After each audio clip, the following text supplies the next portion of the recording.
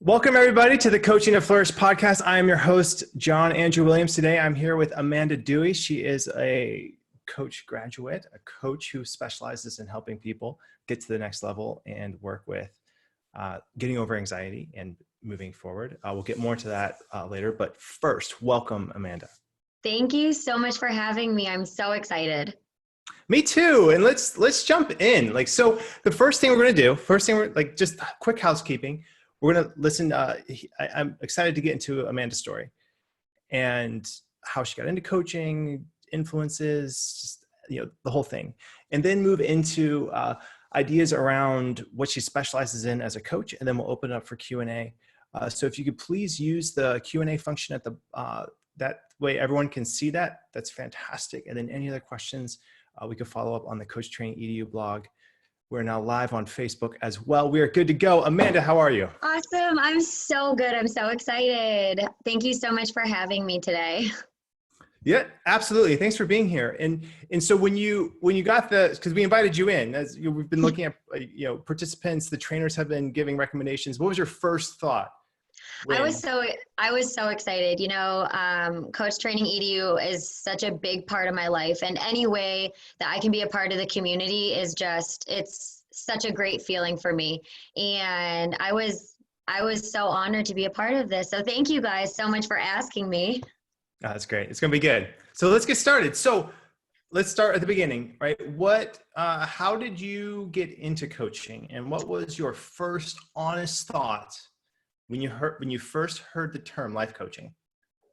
So when I first got into coaching and I heard life coaching, I've heard a few things about it, in the past, never really gave a lot of thought to it. I wasn't sure, what it actually entailed, what it would be doing. I didn't know if it was someone who was just giving somebody advice and telling them what to do. I didn't have any of the facts for it. There was a part of my life where I was unemployed for 3 months. And within those 3 months, I had never felt so free in my entire life. And it was just like a breath of fresh air. And I was like, wow, I can start over right now. I'm like, I have all the tools that have led me up to my life right now. And I can start over. I'm like, I can do anything. So what do I love to do? What do I want to do? What will I wake up every day super happy to do? And I love helping people. I love talking to people. I love knowing people's story. I love, helping people in areas of their life wherever I can, and help them try to navigate through hard situations, good situations, work situations, relationship situations. And I started to think deeper and deeper into that. Could I make something out of this? Could I make a career out of this or a life out of this? And I did a lot of research. And actually, I think it was within the first or second school that popped up was coach training. And I clicked on it, read so much about it, looked at all the different courses that you guys had to offer, and did a little bit more research. I wanted to check everything out, and I kept coming back to it. And I was like, this is it. This is where I'm supposed to be right now. And I think it happened in a week and a half. I started emailing with Ashley, and I was asking all the questions.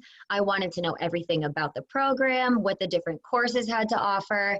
And within that week and a half, I was signed up, enrolled, and ready to go. And it was the best decision ever. It's good to hear. Yeah. Thanks, Amanda, for the kind words. So now, right? So now you're in, you're through it. What advice would you have for a coach who's just starting their coach training? So I actually had a conversation with a coach who was looking to enroll in a course. And I was like, you have to do this. If you feel called to something, there's a reason that you feel called to something. And if you're being drawn to it, why not take that chance? Why not give yourself that opportunity to do something that you love? This was the best decision I think I've made in my 29 years of existence, honestly, because it put me into such a better path physically, mentally, emotionally. It really transformed my life and the way I see things, the way I speak to people, the way I listen to people. And if someone's even thinking about taking this opportunity and doing this for themselves, they're, without a doubt, without any hesitation, I am telling them to just go for it. Right. Yeah. I mean, there's an element of you just have to leap. You got to take the leap, you know, and this is it. What was the most surprising thing about your coach training? Honestly, I think for me, it was kind of two things. It was, I didn't realize how much focus and energy it took into listening, you know, into really removing yourself from a conversation to wholeheartedly listen to the other person without thinking of what your next question is going to be, or thinking about what you would do in that situation. So for me, that was something that was the most challenging, but the most rewarding at the same time. And that's something that I still do to this day. Is I try to remove myself from different conversations, and I try to take myself out, and I don't think of the next thing that I want to say. And it's been so powerful. And then also the different types of questions that just like pop into your head.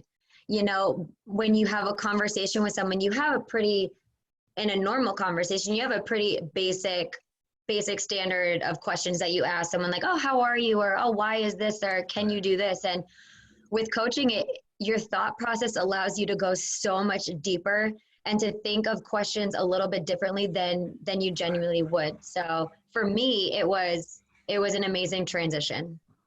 Right. You get to that deeper level, and it's just, I mean, it's almost like listening is not this passive activity, but it's a really proactive, like, I'm using all of my being to listen to you right now. What comes up kind of experience. Yeah. So let's take a step back. Let's do it. Let's take a step back. Where did you grow up? How is that impacting you today? And what was the journey from that to coach training? Oh, well, I love this journey, and it's one of my favorites to talk about. So I'll take you on my little ride. So nice, let's do it. I was born and raised in New Hampshire, in a city in New Hampshire, and I lived there for 21 years. I grew up in the same house, never moved, no brothers, no sisters. It was just me and my mom, and it was amazing. I love New Hampshire so much. It will always have such a special place in my heart. And by me kind of saying that, everyone can pretty much assume that I don't live there anymore. So I went to college for dance. I wanted to be a rockette, but I stopped growing, so I couldn't be a rockette anymore, which was kind of crushed my dreams a little bit. So I was like, okay, what else can I do with dance? I can't do anything with dance in New Hampshire. So where can my little Dodge Stratus drive me to? And it was Las Vegas, Nevada. So I packed up my car and drove cross country. I graduated in May of 2012, and I drove out to Vegas in September of 2012. I've been here for 8 years now, just about. So I wanted to pursue my dream of dance. You know, I have a little bit of a business background, but I wanted to see what I could do. And I came out here, I worked at a dance studio, and I just felt so empty. And it made me really sad, because dance was my life. It was my passion. And to feel like you're losing that passion for something that you've had for so long, it makes you question so much. And for me, I was like, where's my path going? Like, what am I supposed to do? Where am I supposed to be? Who is Amanda? And that's what started triggering a lot of the, okay, I'm now 22 years old, living in Las Vegas. Ooh, what am I going to do? And I dabbled in a few, different industries. I went back to serving, hosting. I worked in nightlife for a little bit, and I got into the spirits industry, the liquor and spirits industry, at the age of 25. And I quickly, I quickly stepped out of that dance world, and I moved into the sales world. And I loved it for so long. I loved it for so long, and then I got very burnt out with the company that I was with. And I struggled very, very hard with a boss that I had. We didn't see eye to eye. We didn't typically agree on a lot of things, and I felt that my light was just completely dimmed. For a world I used to live in that was like rainbows and sparkle and just full of life, I was completely black and white. And to have that stripped from you was just, it was like a debilitating feeling. And I got let go. And for that first 24 hours, I went through the emotions of, oh my goodness, I don't have a job. Like, I have bills to pay. I have everything. What am I going to do? And then I was like, oh my gosh, like I'm free. I am so free from this cage that I was in. I can do anything else I want now. And it was such a liberating feeling. And I felt so free and so happy and so thankful. And it's a weird thing because a lot of people wouldn't put the word thankful and let go in the same category. But when you have a mindset, you know, where you look and you're like, okay, now I have an opportunity to do whatever I want. I can go and travel. I can go and open up a business. I can go do anything that I want. And I was like, that's what brought me to our first conversation. And I did end up getting back into the spirits industry, into a better company, which I love, and I feel full of life there. And it allows me to put as much time and effort as I need into my coaching business as well. So I feel extremely thankful that I'm able to work for this job and run a full-time coaching business. So for anybody that is ever in that situation, I just highly, highly recommend to look on the brighter side and the positive side, because there's probably a reason that this is happening, and there's probably a reason why you're in that situation. And it really just, it comes down to how you look at it. You can look at it as, oh, poor me. Why did this happen to me? Or, wow, this opportunity just happened to me and this just came to me. What can I do? How can I take this and run with it and build something from it? And for me, that's where I really got into the mindset of, I want to do this. I want to help people. I want to coach. I need the tools, the fundamentals. I need everything I need in order to be successful. And that's exactly what I did a year and a half ago, in last January, was when I enrolled in coach training, and it was the best decision ever. Right. Wow. What, in that space, right, when you were just, you know, finding the new job, what, looking back now, what's the biggest thing you learned about yourself in that journey? So I learned that I am just extremely capable, because for a very long time, how I kind of mentioned, I felt like my light was completely dimmed. I had so much self-doubt and so much fear in every decision that I was making, because I constantly felt like I was going to be penalized for something that I did, for something that I wanted to get creative on. I felt like it was going to get shot down. So I became just scared to even put, you know, great ideas or, you know, things that I wanted to do out there, because I thought that it wasn't going to be well received from people. So within that time, it took a lot of self-work for me to realize that I'm in control of myself. I am in control of my feelings, and I set the path for myself. And it was some great self-work to do that, because I'm not a fearful person, and I tend to not doubt myself a lot. I trust my instincts. I trust my abilities, and it helped me regain control over myself. And I'm so thankful for that. Wow. Just hearing you talk, it sounds like, yeah, Amanda's got this. Like, there's no doubt, like, you're going to do whatever you do. Where does that confidence come from? I think it stems from a lot of belief in myself, and it stems from, you know, being a little girl with just such big dreams and such big like aspirations that I don't want to let 8-year-old Amanda down. And that might sound silly, but it's so true. I remember being a little girl and I remember doodling and writing and all the things I wanted in my life. And I feel that if I don't work hard for that, I'm letting myself down. And I live with myself every day. I'm with myself 24/7. So you can get let down by people all the time. But if you let yourself down, that hits a lot deeper. That hits so different because you have control of your life. You're driving, you have the steering wheel to your car.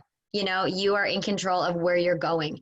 And I think the thought of losing that is just a terrifying feeling. And I don't ever want to be there. I got to a very dark and sad place at one point in my life, you know, with that company and seeing who I was and seeing who I turned into. And just, I was anxious all the time and stressed and exhausted. And I would just cry for no reason because I didn't want to go to work. And I was just so not myself. And I know myself very well. I know my personality and my love for life. And when I'm not in alignment with that, there's something wrong. There's something that needs to be fixed. And I think that's kind of where this vivacious like spark for life comes from, honestly. That's awesome. That's awesome. I think one of the most impressive things is using that dark, like that downspace, that darkness, that like, oh, this is what life is like. This is the challenge that's in front of me right now. And then to be able to use that and to move forward with that. I know this gets a little bit into your coaching specialty or your focus around, you know, working with people with big dreams and anxiety. What are you seeing are the keys as a coach? Like when you're working with someone, if you had to break it down, like if someone were to say, okay, I'm a client working with you, what are some patterns or keys that you're seeing in the people you're working with? A lot of the things that I tend to see are, the big thing is the what if. And the what if for me is like the baby of anxiety. They're the situations that we create in our head that have not yet happened, that might not ever happen, and will definitely never happen. And that what if factor, it keeps people from taking that next step because it creates fear. So I see the what if factor a lot. I also see just the self-doubt, that I don't know if I can do this. I know I can't do this. I'm not capable. I don't have the tools to do this. I don't have, well, what if we learned those tools? What if you are capable? What if you can do this?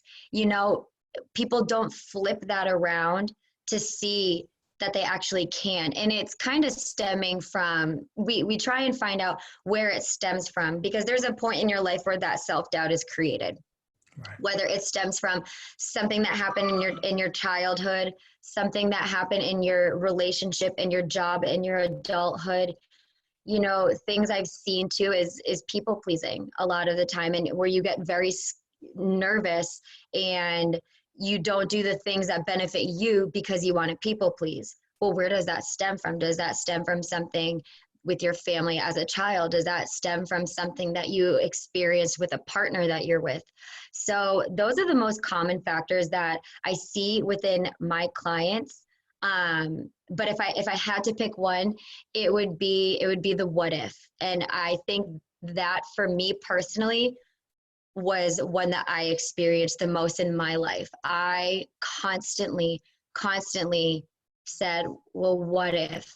And it gave me debilitating anxiety to the point where I would just cry and sit in a ball and just make up this huge scenario in my head that never happened and probably would never happen. And I think, how much time did I just waste creating this scenario in my head that's never going to happen?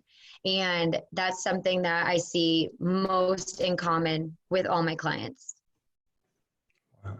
Yeah, this reminds me of the inner critic exercise, where you take, you know, an internal voice and personify it, and then redesign a relationship with it in a way that serves it, like honors, Yeah. okay, that's coming from some place. So, okay, that's there, but we have to move forward. Yeah. Inner critic voice. Mm-hmm. What would your inner critic be saying right now? Like if you were to get your inner critic here, like what do you think that inner critic would be saying? Well, my inner critic before we jumped on Right. Zoom was going crazy.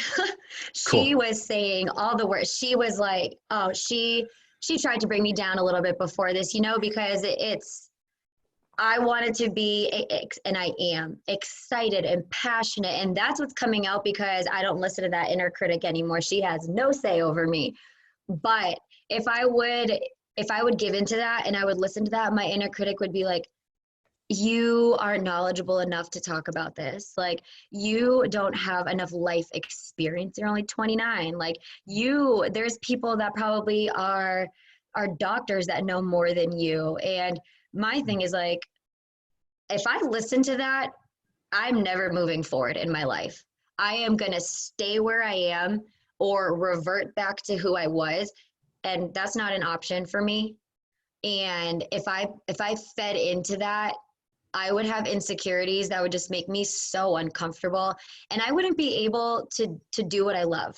It would stop me from being able to help the people that I want to help, to talk to the people and just be with people, and it would completely hold me back. And I'm so thankful that sometimes she does get in my head, because we can have the most self-control out of anybody, but there's always going to be that inner critic there. There's always going to be that voice telling you, like, are you sure you can do this? Are you sure you're capable? Do you really want to talk about that? And if I listen to that, I would never do this. I would never go live on Instagram. I would never have clients. I would never go to work. I wouldn't be able to do anything. It really is like redesigning and squaring with that, and Mm-hmm. a conscious choice to move away. Yes. What would your future self, let's say 10-year self, your 39-year-old self walks in? What does she say about how you're doing right now? Wow, 39-year-old self. She would walk in the door right in front of me right now, and I think she would give me a hug. I think she would give me a hug and say that she's proud, because there has been so many times where I've wanted to and it makes me so emotional too, where I wanted to just give up. If there was a lull in my coaching business, and it's like, I would start to second guess myself, maybe like, am I in the right field? Like, am I doing the right thing? Like anxiety, stress relief, pain. I'm like, is that where I should be? Like, what am I doing? And then I get like a message from somebody, or I get, my client calls me and is like, you helped me so much today. Like, thank you so much. Or that was such a great session. I can't wait for next week. Or a post just really helps somebody. And it just reaffirms everything, that was going on in my head, that I'm doing right by me. I am following my dream. I am following my path, and I'm following what I'm extremely passionate about. I think that my future self would thank me for pushing through and for not giving up on myself, when there could have been so many times that I could have done that. So short and simple, but I definitely think that she would thank me for being persistent. Right. And just keep on moving forward. So thank Yeah. you, past self and future self. There's so much research too that goes into Yes. how connected we feel to that future self and the decisions that we make, and how that matters. What's the leap for you? Like, let's say the next year, like what's the big, like, scary but exciting, exhilarating next step for you in your coaching career? So for me, I had a little mini leap just recently, where I opened up my group coaching program. I ran with one-on-one clients for a year, and I'm still doing my one-on-one clients, and I opened up a group coaching program. So that was a big leap for me, because that was something completely different to what I was used to. So a different curriculum, a different outlook, a different lesson plan, a different everything. So that was a fun leap for me. But something that I really really want to do is I love motivational speaking. And I have been to so many women empowerment seminars. A lot of them are held in Las Vegas, where thousands and thousands of women from all over the world will come in, and there's just such strong women coaches that come up and speak.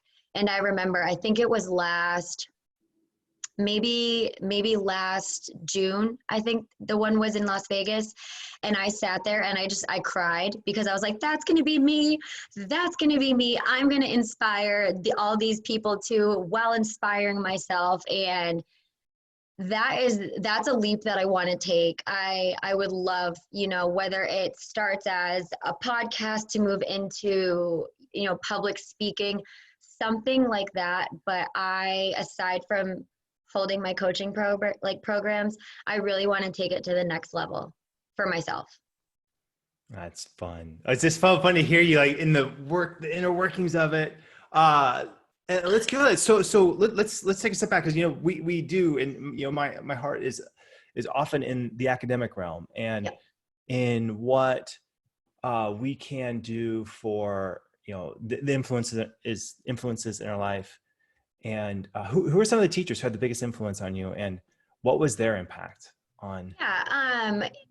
One comes right to the top of my mind, and it was a dance professor that I had when I was in college, and it was my senior year. So we're getting excited senior year, we're like, this is going to be the best year. We don't have as many classes in college, even though I still had like 9 classes, but it wasn't nearly as much as I had the previous years. And we had a new teacher, and his name was Gregory. And he came in just like a bulldozer. And my classmates and I were just like, oh gosh, this is not what we thought was going to happen for us our senior year. And he flipped the script 100%. I have a very difficult time with change. That is something that I work on still to this day. And he changed everything we were looking forward to for the 3 years prior, whether it was our performances, it was our midterms, our finals, anything it was. He took all of those and just flipped the script and changed everything. It forced me to change every single day. Something was different, something that we had known and were very, very disciplined on, that we knew exactly was going to happen, wasn't going to happen. We walked in thinking that we were going to do a regular dance class, and he flipped it into a hardcore boot camp where we were like running out of the class, like crying because we couldn't breathe. I couldn't find my inhaler. Like it was pretty brutal. And he just constantly kept us on our toes. And that was kind of the beginning for me to understand that, okay, life can change at any given moment. And I think we are all very aware of that, especially with everything going on right now. But for me, being so type A, so routine, just I know exactly what I'm going to do, when I'm going to do, to me, not knowing every single day what was going to happen within that class. And it might seem very small, but he kept us on our toes every single day. And it kind of opened me up a little bit to begin to welcome change. And that's, I think, when I kind of started to accept that change is going to happen, and I cannot control everything in my life as bad as I might want to. And then I remember in one class, he told us, he's like, if you ever want to grow, you need to stay uncomfortable. And that quote has stuck with me from 2012 until now. And it is the most true statement I have ever heard, because when you stay in your comfort zone, not only do you not grow and you don't bloom, but you're very complacent, and that's what brings on laziness. You're unmotivated. You might not be hungry for the same things that you used to be hungry for. And when you stay uncomfortable, you're constantly hungry for something different, because it's exactly what the word is. It's an uncomfortable feeling. So you're constantly growing, you're constantly moving forward, you're constantly progressing in your life. And he probably had the biggest impact out of any teacher I've ever had. And I'm sad that it was only for 1 year of my life, but that 1 year set me up for exactly who I am today. Oh, that is so cool. That is so, it just warms my heart, like just to know, and because this is the future of education, you know, Mm-hmm. people who have that kind of impact on students like this, it's still with you today. It's not because it's an academic, or it's not Mm-hmm. because, you know, they helped you learn the Pythagorean theorem, as important as that is to building a deck or shed or something like that, but really to look at like who you are as a person, you know, Mm-hmm. go Yep. that route. Oh, so amazing. What let's let's shift a little bit towards you're giving a workshop next week, Yes, I'm and it's so on, excited. yeah, go for it. Like what's the Yeah. pitch? Like why should everyone go to this workshop? Well, I think everybody, especially during this time in our life right now, can relate to the feeling of anxiety, stress, and fear. You know, all three of those play a huge part of our life. It could be something something as small as not knowing if there's going to be like food at the grocery store, you know, or as big as I don't know if I'm going to have a job after this. Those thoughts are insanely just taxing on somebody and someone's mental health and mindset, and emotionally, physically, just it takes a toll on you. Excuse me. And I think this couldn't have come at a more perfect time. For me, anxiety has always been something that I've always kept, you know, a little quieter because I'm so bubbly and I love life and I'm just always smiles, you know, and I would always downplay my anxiety and my problems because I always still wanted to help others. So I would push my problems to the side. I would push my fears to the side, and I would push everything else because my friends, my family, everyone else's happiness was more important because I always felt that I could work through it on my own and I would be okay. I was never worried that I wouldn't be able to handle a situation. I wasn't worried that I wasn't going to be able to figure something out.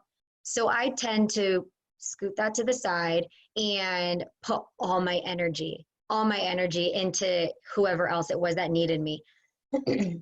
So you know, when I was thinking about what my niche was and what it was that I really, really wanted to coach on, because there were so many different things that were going on in my head. And it was, oh, do I want to coach about business, about relationships, about life? And I'm like, okay, let's take my life experience. Let's take the things that I've learned, the things that I have actually lived through, the things that I have worked through and I've seen improvement on. And let's do that and let's maximize that for someone else. And that's how I got down to anxiety and stress and panic, fear, all of those horrible words looped into one. And I put 110% of my passion into that niche. And with the seminar next week, I really want to talk about, you know, different ways that anxiety can show up, because it might not just show up in the tightening of your chest or the sweating of your palms or the heaviness that you feel.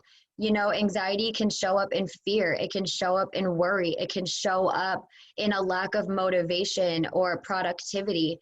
It can show up in ways of you self-doubting yourself or self-sabotaging yourself, either in work, family, friends, relationships. You know, it's about protecting your energy, and it's about being motivated and determined. And all of those things play into anxiety. Each one of those branches takes a little bit of anxiety, takes a little bit of stress. And when you aren't aligned with all of those, that's when it becomes more heightened. And I've had experiences with every single one of those. So by taking my experiences and how comfortable and calm I am now, if I feel anxious, I know where it's coming from. I know where I'm feeling my anxiety, whether it's physically, behaviorally, or cognitive. I know where it's coming from. So I can pretty much figure out exactly what I need to do to move past that. There's That's no awesome. snap of your fingers and your anxiety and worry is gone. If it was that easy, we would all be much happier. Right, Um, right. Yeah, yeah, this gets into this. So the question here yeah. from this fits is, how do you ride that line between coaching, which is generally present to future focused, and Mhm. therapy, which is, understanding the root and, exploring the past? Yeah, so for me, a lot of the time, like with my clients, I always make sure to lay that out right in the beginning. I always want to let them know exactly what a coach is, what a coach does, and what I am here for. And a lot of the time, a lot of the similarities that I've seen, aside from what we said before, is like the what if factor. A lot of it is self doubt. I get a lot of it that stems from relationships, and I get a lot of it that stems from work. And a lot of it are things that they're scared to do, and they don't know how to work through, they don't know how to move through, and a lot of things that are happening in the now. I don't get a lot of people that, you know, dive deep, deep, deep into the past, where Mhm. it's like, I have self doubt from the age of 4, because my family and all of this. I don't get too much of that with my clients, which is good because I can help them focus on the now. I can help them in their present time.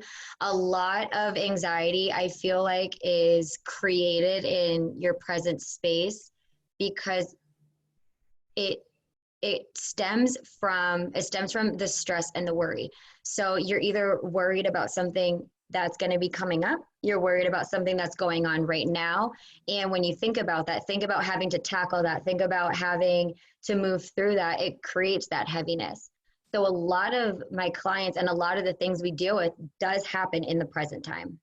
Yeah, I like what you're saying about it. It's about the present perception on the past. Hmm. And so in that way, you're still in the present tense, but you're Hmm. working on your perspectives and perception and everything Yeah. that you're going through. Yeah, it makes total sense. I mean, it works, and Yeah. it's a way of, addressing the past in a productive way that still Yeah. focuses on the present. Yeah. Absolutely. Let's go back to this idea of what you got from uh, your dance teacher, and this idea of uncomfort and discomfort. How does that play a role in your coaching or in your life, like even now, today? Hmm. Yeah. So that feeling of that feeling of discomfort and not being able to control things, I think it's just it for me, it's released this expectation that I have over myself. Because when I was so used to a very strict routine, and I believe wholeheartedly in routines, I think they're one of the most important things to have, but it was almost an unhealthy way, Right. because if something was about to slip out of my routine, I would have like a panic attack. I would have a full blown anxiety attack, and within 2 seconds I'd be on the phone with my mom, just like, oh my gosh, like, Right. God bless my mother. She is the most amazing woman in the entire world, for especially for helping me through all of those. But learning to lessen that control a little bit has allowed me to just kind of flow. And I Mm. never used to just flow. I was very like this always in my entire life. I was very go, go, go, very routine, very button up. I was always 10 minutes early to everything. I'm still usually early, but if anyone was 5 to 10 minutes late, I would feel just this heavy, heavy anxiety, because I was like, my entire night is everything's ruined. Everything is Mm. ruined because this person is 5 minutes late. And that's not a good way to live. It was so uncomfortable and just so controlling. And to loosen that grip on my life a little bit, to be able to just flow a lot more smooth, and to be able to kind of just ride the wave. it's allowed me to be more relaxed with my clients. It's allowed me to be, more calm, because when you're so controlling and you have, that sense of, I need this to be this way or there's no way, you get uptight. There's no room for error. And if there's no room for error, then you can't grow.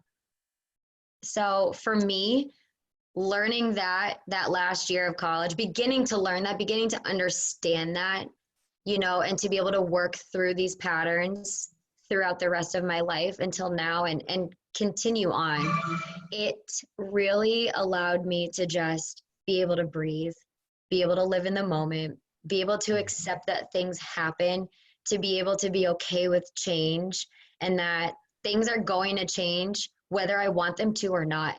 I'm going to be forced to live with that. And as soon as I gave up that control, it just allowed me to be in that present time, with my friends, with my family, with my clients. And it is just, my shoulders are down. It's a very relaxing feeling. So to answer your question, that it was just the greatest thing in the entire world for me to learn that.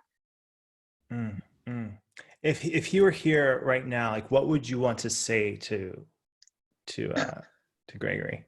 Oh my gosh. Oh, you could make me cry. Hi. And he's here. Oh my God, I'm gonna cry. Hi, Amanda. Oh my God. I would want to say, oh, look at me. I would just want to say thank you. Thank you so much, because I might have not been the easiest person to see all the time. And, especially our class, we were quite a handful.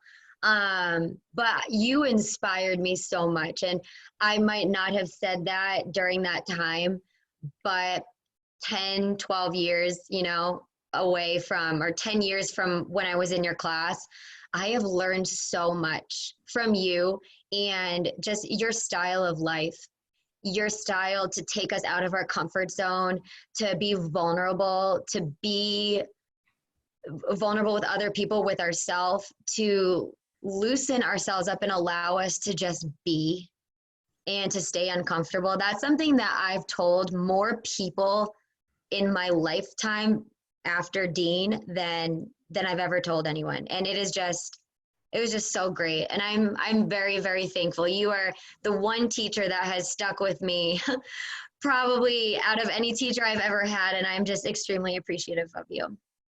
And I just want to, first of all, thank you for, all the shout outs. I think that's, as a teacher, you never really know exactly, the words that you say, the impact it may have. But I'm very intentional when I teach, as you can very much tell.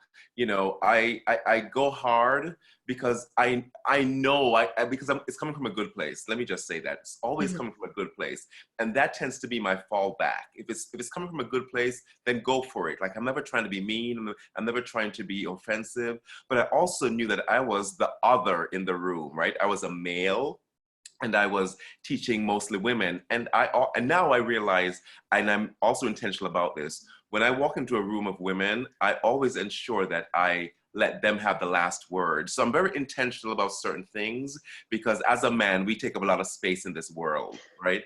And so your class was, I think, the first class with all these women. I'm just like, okay, how do I assert not my power, but my belief in the room that we are all equal, right? And equity doesn't always present itself in a certain way. And so knowing my position as I enter the room as a male, I eventually learned how to step back. And I think your class was the class that taught me that. But going back to when you said you were a handful, that's putting it mildly. No, but the thing about you, you're always maturing your approach. And of course, you're in college. You're supposed to fall and stumble and get back up and do it again. And I want to think that I was patient with that process, because what I was teaching you guys was more than dance. It was about life, right? And I knew that not everybody was going to be a performer on stage. But dance in and of itself, or the lessons you learned in dance, you're able to take that with you. And you have created your own definition of success, and that is beautiful and is worthy of an applause, Amanda. Thank you so much. You did. You've always had an impact in my life, and continuously, I think will always have that impact in my life. So thank you so much. I'm just so shocked right now. Like, no surprise. We did it. We pulled it off. I was so, like, really raw emotion too. I was like, I can't. Way to go, Gregory. We did it. It's good. We did it. Amanda, now you have to do a happy dance. Yeah, right. Woo! Yes. Technology. We did it. Yes.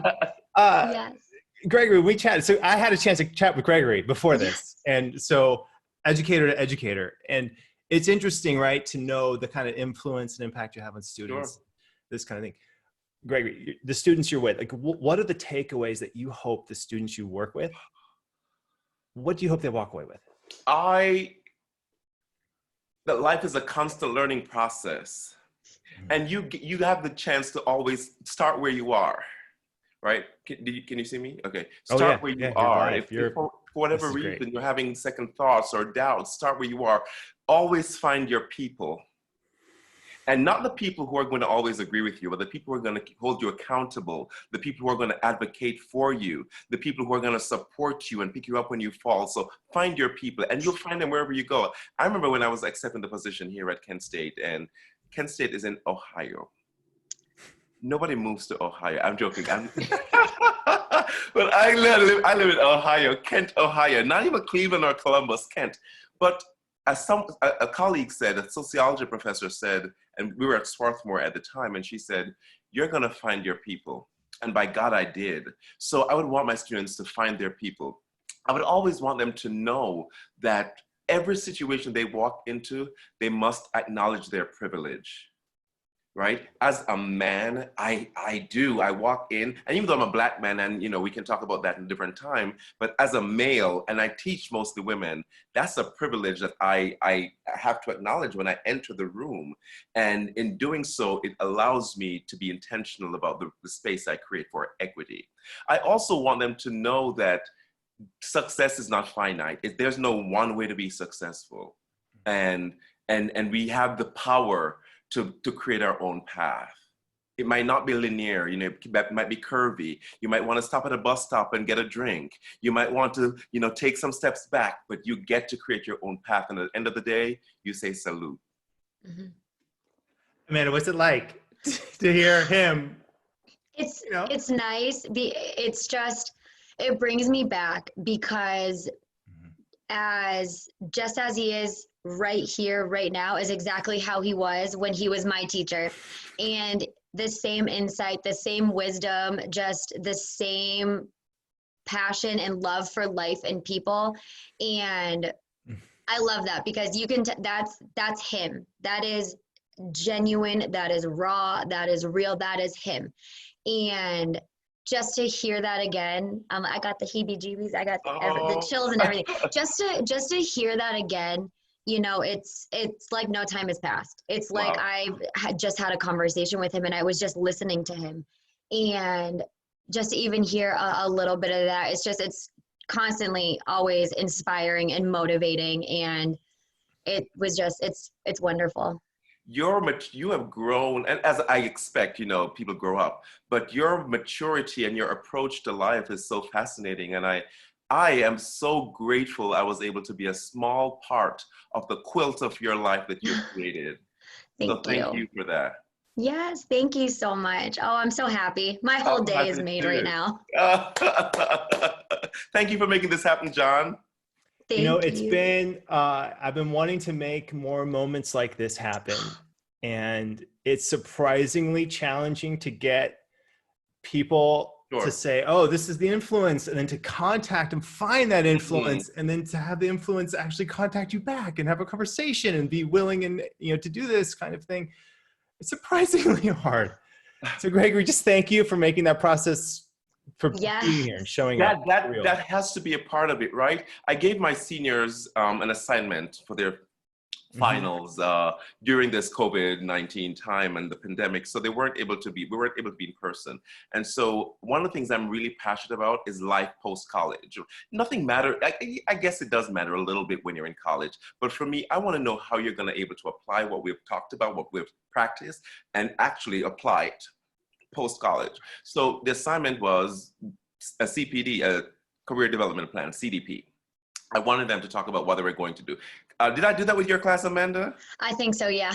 Okay. It has nothing to do with what I do now whatsoever. Absolutely, right? And that is okay. So the whole point is I wanted the dance because I know them. I've known them for 4 years and I know for the most part who's going to do what. And for me to be efficient as a mentor, as an educator, as a colleague that, eventually I'll be their colleagues, I need to know that we're on the same page, right?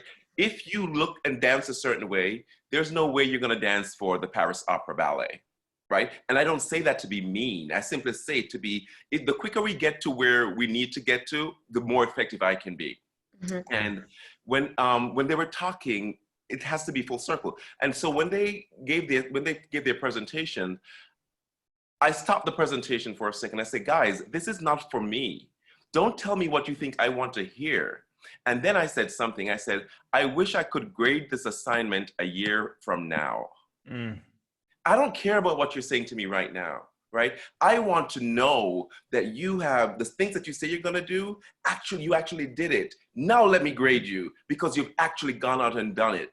Mm-hmm. The whole time that you reached out to me, John, and you wanted to make it happen, I had to make that happen. I don't care what is it I was going to do. I was going to clear my schedule because this is the full circle. This is what I talked about then to see it happening now. This is what the marking of the assignment is. Mm-hmm. So she just got an A because even though she didn't say she was going to be doing this, she has somehow wrapped up all these lessons into becoming this amazingly beautiful, powerful woman that she is. And that to me is success.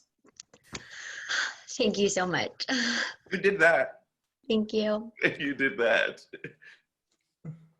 I love this. We could end here. Let's say Coaching to Flourish webinar, everybody, or podcast. Thank you for showing up. Gregory, I just want to say too, it's a generous question. Like the question you're asking, you're asking the question not for your sake, but for the sake of the students. Yes. And it's for the sake of for them to consider it, to even do it. And it's almost as if your understanding of it is it's beautiful, but it's not the main point. Right. It's like they hear it. They're in that space. Right. And let me tell you something. Just like coaching. Yeah. I'm sorry. No, go for it. Yeah, please. Some students think that I am the biggest a-hole in the world. They do. Like the best teachers, right? And I get that. I get that. But I will still root for them because I want them to win. At the end of the day, I will always take a step back and try to figure out a different way to approach it because not everybody is ready and willing to hear it at the time you're ready to give it. Right. And I need to know that as well. So they are teaching. Teaching is the best teacher. Mm-hmm. The best teacher. Mm-hmm. And so in the process, I'm also learning. Mm-hmm. Oh, Gregory, thank you for showing up. Amanda, and true to Gregory's style, I want to give you the last word on this in this podcast. So wow. I will finish. Just let me do my prepared little thing, and then it's all yours. And you can end it, and we'll say end, and I will press the button. Right? Okay. Thank you, everyone. This is the Coaching to Flourish podcast. There are a couple other questions, great questions. We will put those on our blog. And Amanda, if you could answer those, that would be amazing. And one's about an accountability partner, which I'm actually curious myself, your take on it. And then another question as well. So please visit the blog on CoachTrain.edu for more. And stay tuned. Next Tuesday, we're on again at 11 Pacific time with another of these. And maybe there's a surprise or not. We'll find out. So with that, this is the Coaching to Flourish blog. Amanda, it's to you to finish it out. Yes. So real quick though, these questions you want me to answer on the blog? Mm-hmm. Perfect. If you could, please, that'd be great. I just want to say thank you so much. Thank you to everyone who made this possible for me today. And thank you, Gregory, for surprising me and just Absolutely throwing me for a loop, because you need those loops in life to keep you on your toes. And I am so honored and so blessed to be here today talking to you guys about my journey and my journey into life coaching. I'm so excited for our deep dive session next week. I can't wait. We will be touching a lot on my ebook that I wrote called Rooted in Calm.